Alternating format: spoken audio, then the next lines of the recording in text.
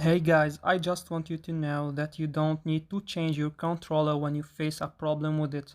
I faced a problem in my two controllers. One of them had a problem with the X button and the other one with the L2 and R2 buttons. So I replaced the damaged buttons with the undamaged one until I got a fixed controller and a fixed one. Also I bought a new one.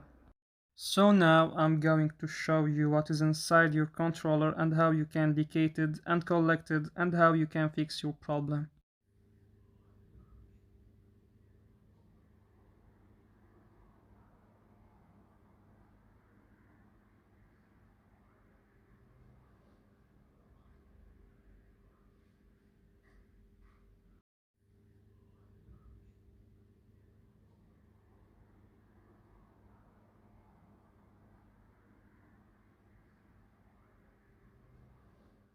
You are going to find a nail here, but I remove it.